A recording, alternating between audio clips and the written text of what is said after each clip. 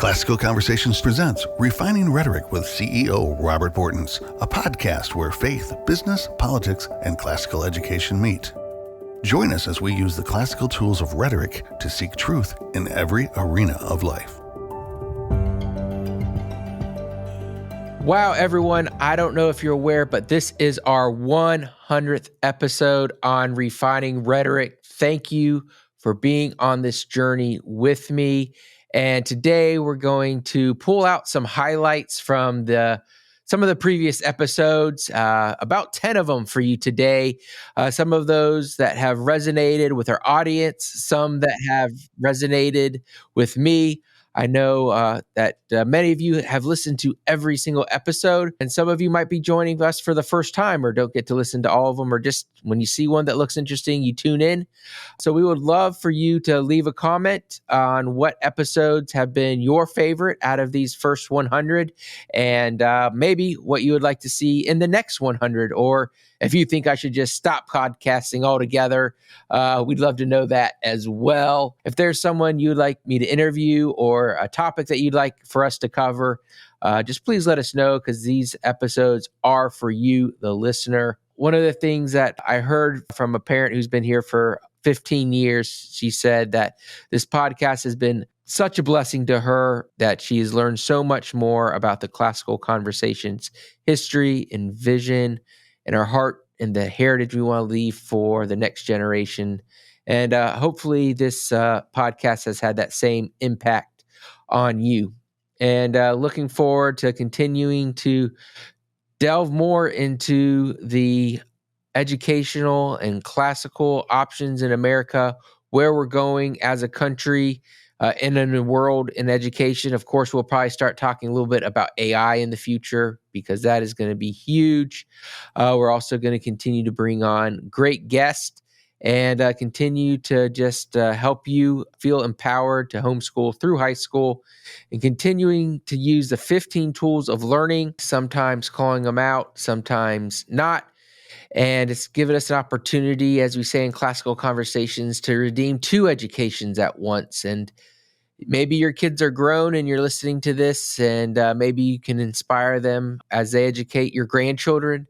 Maybe you're new to CC or just had children and you're trying to understand what the classical model is all about, so that you can live a more flourishing life, to honor God, to really live that Imago Dei lifestyle that we should as Christians. Hopefully this podcast has helped you do that. As iron sharpens iron, we're commanded in the Bible. That's why we try to have on these great guests, and why today we are celebrating 100 episodes, and we are going to dive in to 10 moments that have inspired me and have inspired our listeners.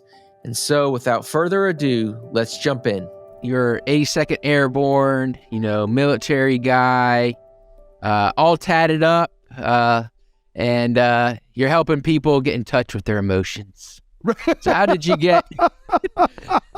So how did you really get involved with this? And I mean, your personality is perfect for this, obviously. But how did you decide to get in touch with your emotions and then help others do it as well? Yeah, that is always the $1 million question. So I was born at an early age. There you go, Robert. I was waiting. I didn't know if you were gonna continue that quote or not. My mom's a 4'10" little Hispanic lady. My dad was a big giant white dude, ER doctor. He died about 13 years ago. But growing up, when I was a little kid, this is how we handled conflict. We would yell and scream at each other. Whoever yelled the loudest won. We would stomp off into our respective corners of the house, come back an hour later, and act like nothing happened. So what I learned about conflict resolution is stuffing and avoiding my emotions, and that was it. We didn't actually learn any conflict resolution skills in my house. It doesn't work. Right. That's right. Exactly. And so what happened was that there's a lot of consequences. There's a lot of ripple effects when children do not get their feelings and emotions validated. Some of the consequences for me was I came out with a hardcore people-pleasing addiction, emotional neediness, emotional codependency, toxic positivity, along with a truckload of other stuff. Now, that led to, so then of course I go to West Point. We're not learning about feelings and emotions there. I go to, Ranger School and Airborne School, the infantry officer, not learning about feelings and emotions there. Then what's even better is I got into a business cult. And in that business cult, because of my emotional dysfunction, did very well in this business cult, to the tune of spoke all over the world to thousands of people. But again, all because of my emotional dysfunction. 20 years later, which is 4 or 5 years ago, I yelled at my wife 3 times in 3 weeks, and she said 3 things. Number 1, don't ever do that again. Number 2, you've never done that before, which means 3, you got more issues than Time Magazine. I was like, snap, you're right. Went to counseling. The counselor was like, hey, McFly, let me introduce you to 2 revolutionary new concepts. And I'm like, hey, I'm ready, boss. What you got? He said, he said, feelings and emotions. I was like, what on earth are those, man? I didn't get issued those at West Point. Like, I didn't need those at Ranger School. What are you smoking? And he said, dude, you like legit, you need help. And so I started this very intentional emotional fitness program. 2 years into my emotional growth journey, all these big areas of my life started to change and improve for the better. My faith, my marriage, my parenting, my finances, my fitness, my business, all these big rocks started to change and improve. And I'm like, man, babe, has this all been because I've been emotionally dysfunctional? And now I'm finally taking ownership of my emotions and stuff. And I said, babe, I got to start a podcast sharing the junk in my trunk and my corresponding lessons learned. And that's how everything took off. Now, can you define for us what biblical parenting or intentional discipleship is and what that looks like and how that might differ from what the world tells us?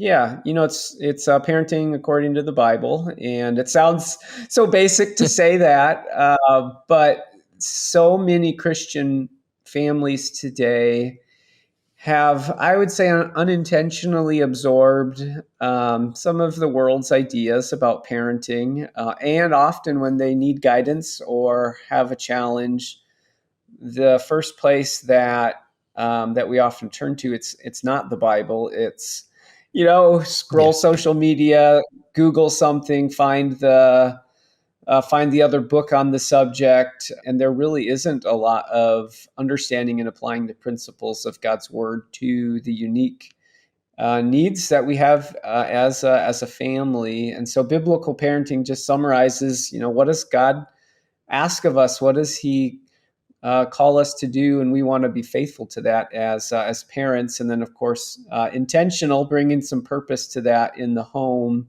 A lot of times I'm sure you might be guilty of this. I am at times where we fly by the seat of our pants and we miss opportunities. And of course, these can be daily. And we look back on it and go, man, I wish I would have done better in fill in the blank area. And it's just. When we have clarity around what God calls us to do, kind of big picture wise, it's a lot easier to operate on a daily basis to work towards those ends. You were called, I guess, by Governor Sununu to be the New Hampshire Commissioner of Education. What's the responsibilities of the Commissioner of Education, and how long have you been serving, and what are the things that you're working on? Yeah, so I have been serving this is now entering my 8th year in this role. It is kind of cool that, and there's a guy, Dean Kamen, who's a business guy here in the state of New Hampshire, who always laughs. He goes, I can't believe we have a homeschooling dad who's the Commissioner of Education, right? Yeah. But I think what happened is because of my background, both my background in entrepreneurship, right? And so in finance and accounting, not specifically education, my background with home education, like I brought some perspective to this role that that quite frankly worked to my advantage, right? So I was the guy who'd come in and I didn't have any sacred cows, like you're not allowed to do that, or you can't do that, or don't touch this. Everything we were doing, I could just say like, why do we do it that way? Like, that seems like a silly way to do it. And so I could question everything. And, in some circles, that becomes very frustrating and quite frankly, sometimes even antagonistic in the sense that, people have been doing stuff the same way for literally for decades, right? And so some guy comes along and says, well, that doesn't make any sense to me. Why are you doing it that way? And, and so they challenge that quite a bit. But the flip side of that is that we can create all kinds of different, innovative kinds of things to try and help education. And so probably one of the things that I have driven the hardest is really, and this I can say in a show like this, the vernacular doesn't necessarily work outside of the context of maybe a Christian show, but is really focusing on the humanity of children and students, right? Like these are individual humans. They are not widgets. They are not, just because they were born on a day plus or minus 180 days are somehow uniform. And so what we want to make sure happens in education, kind of as I described in my home education program, the goal of education is to open worlds to children, to nurture that inherent curiosity, to allow students to chase after dreams and stuff like that. And too often in a kind of a rigid kind of factory model of education that many people other than myself have written about, right? Sure. It's about conformity.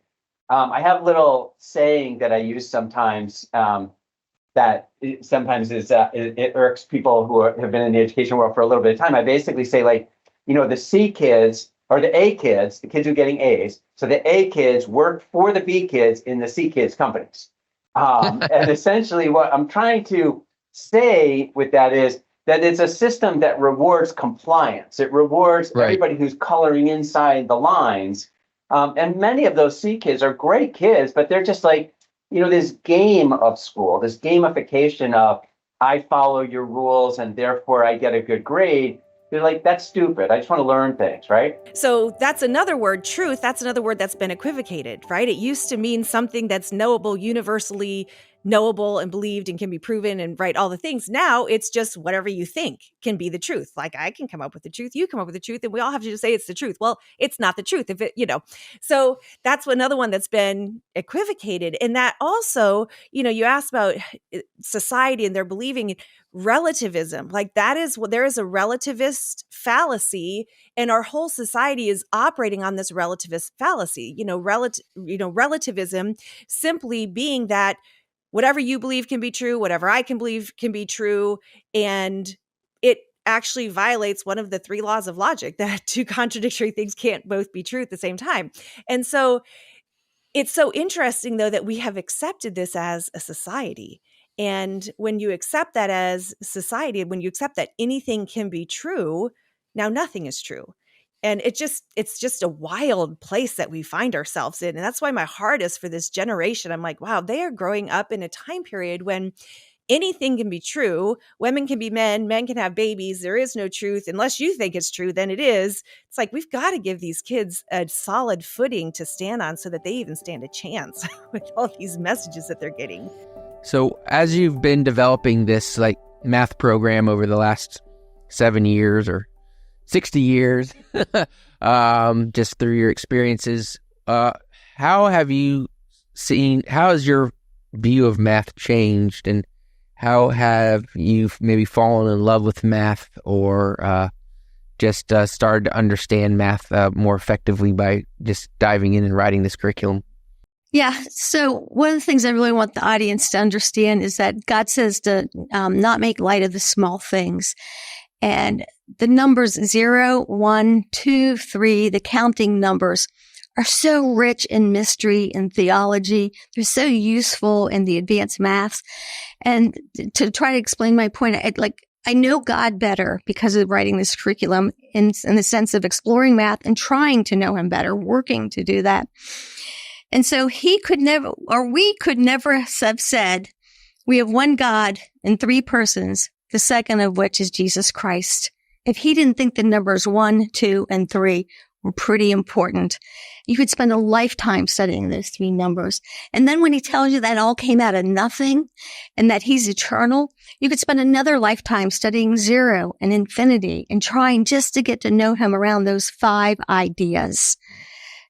And so it's that richness that makes you, when you start to see that you become astonished and you become more curious and you have questions you never knew you were going to have. So we begin the curriculum with that. We spend the first 3 weeks basically looking at those ideas, nothing, how I created creation out of nothing. we should study the number 0. We look at numbers. What's the threeness of the number 3?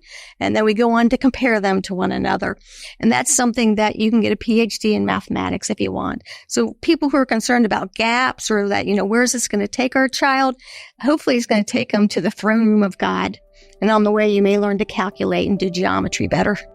I got to the U.S. Department of Education and I was utterly disillusioned and dispirited pretty much from day one. Two things that were most discouraging. One, and this ties back to the first thing I talked about how I was raised in a very intellectually curious home. I went to the U.S. Department of Education hoping that I thought this was my big break. It was a career break of a lifetime. I thought I might have the opportunity to shape America's education system for the better, at least in a small way. And also, I'm passionate about education. I love learning. And I was devastated. That's why I went to the Department of Education. And I was devastated to learn that the United States Department of Education, the single largest institution in the history of mankind dedicated to student instruction, doesn't actually care about education. At least not how I had been educated, how I think many, you and many in your audience might understand education, which is lifelong learning, beauty, goodness, and truth. Now, how many of those, thinking back, how many of those people were married and had kids and were planning on raising a family? Was a significant portion of the Department of Education actively involved in raising their own kids, or was it kind of a hit or miss? It's a good question. I'd say many of them had families, but for many of them, it was just a job. And this is kind of a really interesting facet of an irony in being at the United States Department of Education. As I'm sure many of your audience knows, the Latin root of education is educare, which means to bring forth or to lead out. And that's one thing that was so disillusioning about being at the United States Department of Education is that I was boxed in. I was confined. Instead of being brought forth and let out, I was asked to sit in a windowless office for a year of my life and be a body in a chair, not think, not ask questions, just fill out my timesheet, be in the body in a chair, take my paycheck and go home and be content with that. And I had career civil servants, like people that I worked alongside, who had hidden calendars behind their desk, and they would cross off every day that they were at work. It was one day closer to retirement, to when their life could truly begin. And it's what a way to live. That was just a really early formative experience of what I didn't want out of life. I didn't want to just, be a body in a chair and just, exchange time for money in that way, not exercising my faculties, my mind, my curiosity. So you said CRT is not compatible with the Christian worldview. So why is that? What is the differences? Right. So I think the biggest one is that critical race theory was never meant to be confined solely to race. So briefly, critical race theory has several core ideas. The label you use is not so important, whether you call it critical race theory or critical social justice, or these are all interrelated disciplines. I think Dr. Swain probably talked to you about that a little bit. But one of the core ideas of critical race theory is that racism, sexism, classism, ableism, heterosexism, cisgenderism, all these different forms of oppression are interlocking. So you have to dismantle them all at the same time. So it tends to view race, class, gender, sexuality all as axes of oppression. And so I'm going to quote from a very early work written by the co-founders of critical race theory. It's called Words That Wound, 1993. And the authors list this as one of the defining elements of CRT. They say it works toward the end of eliminating racial oppression as part of the broader goal of ending all forms of oppression. Racial oppression is experienced by many in tandem with oppressions on grounds of gender, class, or sexual orientation. And they go on to say that they have to make a fundamental social transformation in order to challenge hierarchy itself. Those are their words. So when Christians say, well, this is just this esoteric, random, lofty legal theory. It's just a legal theory. It's not going to affect anything but how we view race and the law, and that it's taught in grad schools. No, this has always been intended to spread beyond the law and to touch on topics like gender and sexuality as well as just race. And so if you view reality through the lens of oppressor and oppressed, and the structural oppression, the hidden forms in which oppression manifests to those who are on the margins, whether it's women or people of color or the LGBTQ people, well, then you're going to have to change your views about, say, biblical sexual ethics, for example. That's just one area in which CRT conflicts with Christianity, and there are many others as well. I know some secularists say Christianity is an oppressive religion. Is that part of the reason why CRT seems to single out Christianity, or even is trying to infiltrate it and water down the religious institutions? Yeah. So part of the broader picture of critical theory is that it sees oppression as embedded within what are called norms and values and so-called objectivity. So whenever someone says, well, it's objectively true that, say, there are two genders, or it's objectively true that 2 + 2 = 4, critical theorists tend to see that as a bid for power. How is that norm or that value or that quote-unquote truth, that fact, how is that actually enacting oppression? It's excluding certain people. It's saying that the white Western standards are right and good. And so because of that, they would probably say that all religions are oppressive. But in this country, because of our Judeo-Christian heritage, it's Christianity in particular that dictates social norms. So we get our ideas about gender and sexuality and morality and truth from Christian norms. And therefore, those norms are oppressive, even if they seem to us as being liberating and freeing and the way God designed the world, but they would say that's just a way that you justify having a Christian society and justify the truth of your own religion and why you should have power. So again, they claim to see through your rationale for saying these things are actually objectively true and God ordained.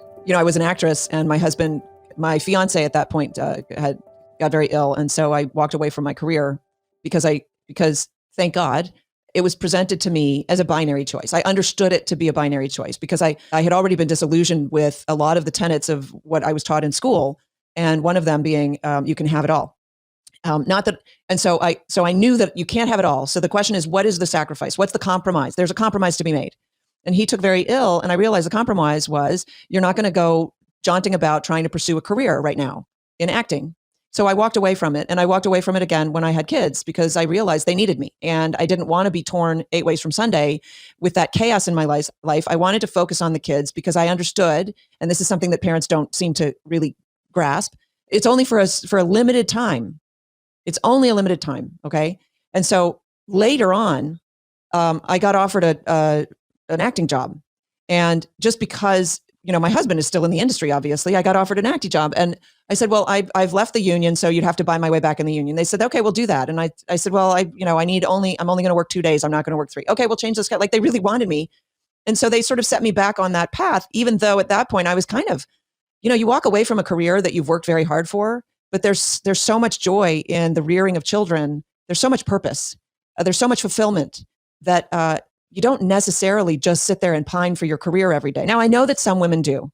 And I know that it's a hard pill to swallow when a young woman has been convinced that she can have it all, and she studies for 4 long years in college and maybe 4 more to get a master's or what have you. And then she thinks, I have to give this up now. But I want to reassure you, the trade is worth it.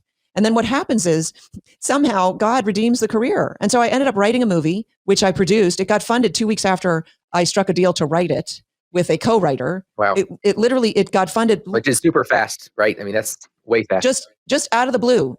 And we produced it. My husband directed it. I'm in it. And it was an enormous success in box office as a theatrical. And there's only one way that happened. That's because God decided that he was going to redeem my career. And it was awesome. And you know what? I can take it and I can leave it because I'm not defined by that, right? Which is why I'm devoting so much of my energy right now trying to set people free from that system of shackles. Yeah, one of the things my mom says that husbands do in the United States is they sell their wives to the highest bidder and their children to the lowest.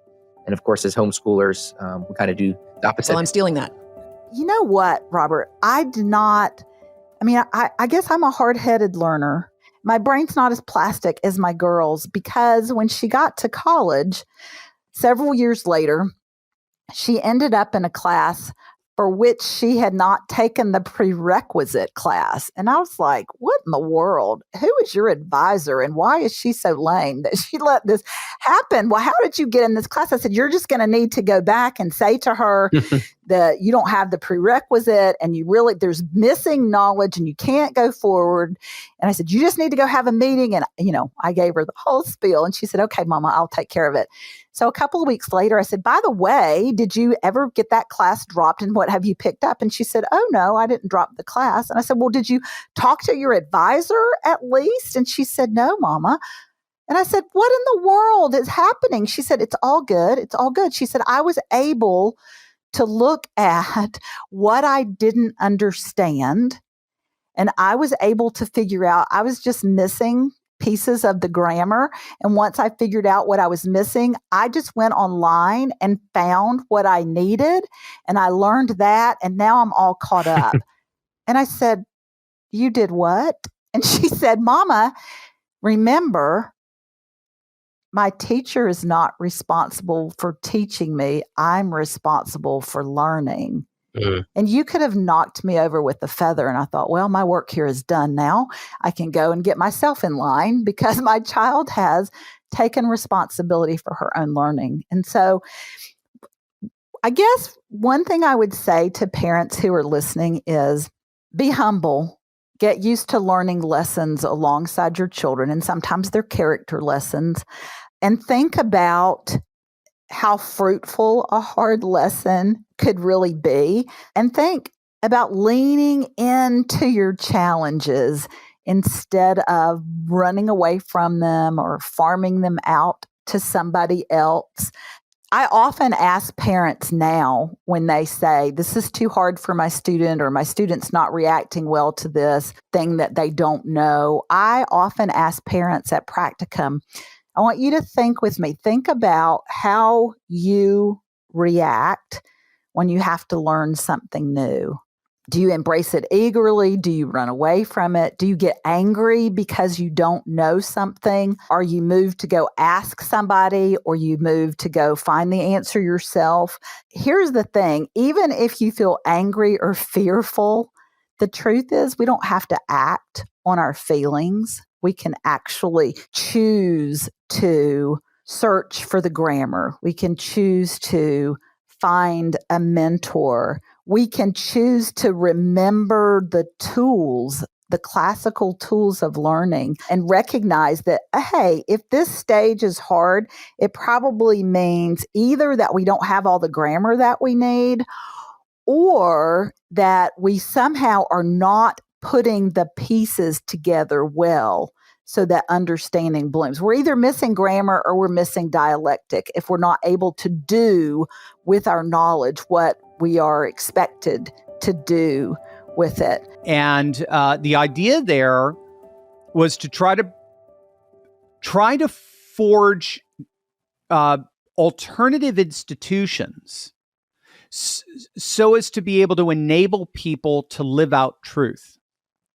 And the extent to which people could live out truth in these alternative institutions, they would have the comparable effect of exposing the dominant institutions to be what they have become, which is a big fat lie. So of course, they got cracked down big time. But the more it had this opposite effect. The more they got cracked down on, the more they expose the dominant institutions to be the tyrannical lies that they are.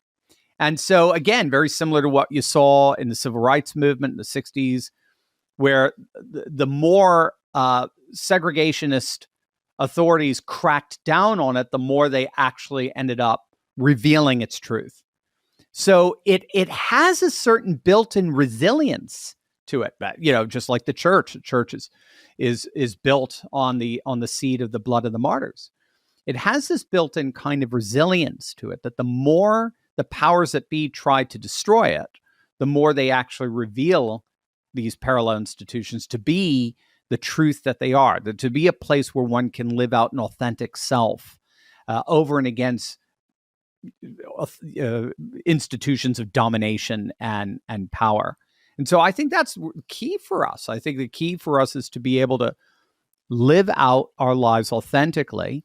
And also, a neat part of this as well is part of that is, and I just kind of alluded to it, a part of that is that we're actually, by living out an authentic sense of faith, family, and freedom, we're actually going through a bit of a baby boom within a demographic bust that's happened all over the West. So I get a little impatient with some of these demographic studies that talk about how the West is fading. And I get impatient because, yes, as an aggregate, Western populations are consistently below the 2.1 replacement level on children. But when you break down those populations, you'll find that inside those populations, there are demographics that are absolutely populationally exploding.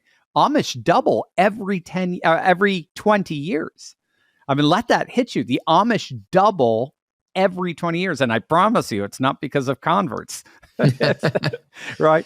LDS, Church of Latter-day Saints, Mormons, grow by 40% every 20 years. Evangelicals consistently have a 40% fertility advantage over secular liberals.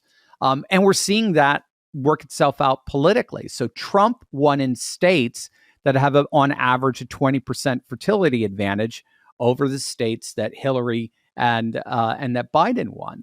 So what we're seeing over time is just by living out our faith faithfully, we're actually, and as a secular world is living out its faith faithfully, not having kids anymore.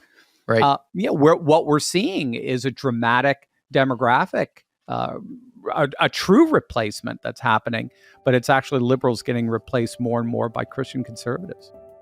Hey, everybody. I want to interrupt this episode to tell you about the Museum of the Bible. If you're planning a trip to Washington, D.C., want to see original Bibles owned by some of history's greatest individuals, you can go to the Museum of the Bible. We have a 50% discount for our listeners, for our Classical Conversations members, by going to the resource document in CC Connected Learning Center. And of course, we have a link below as well for you. And there are live, interactive, and virtual education programs for students and foundations through Challenge.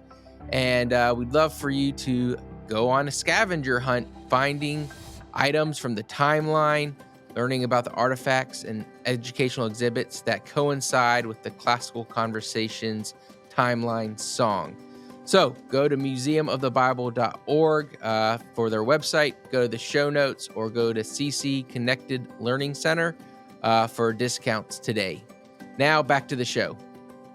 Wow, those were some powerful moments and really helped me just become a better leader, better husband, a better educator. And that's one of the things that I've really appreciated about doing this podcast.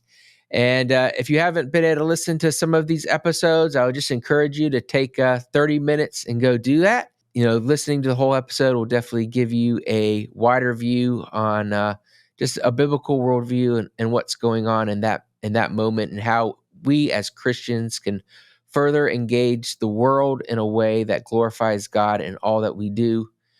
Just thank you so much for being a listener and being on this journey with me. I know that I have learned a lot. I continue to improve. They say the 100th episode of podcasting is really where you start taking off. And so just thank you for being an early listener and engaging with this content, because without you, we would just be speaking into the air. We just thank you so much. So be sure to share this episode with a friend. If we didn't see one of your top highlights, please share that in the comments below, and be sure to tune in next week. Thank you, and God bless. Thank you for listening to Refining Rhetoric with Robert Bortins. Want more? Make sure to subscribe so you won't miss an episode. You can also follow us on social media to continue the conversation, and visit classicalconversations.com/rhetoric to find out how you can join a local homeschool community.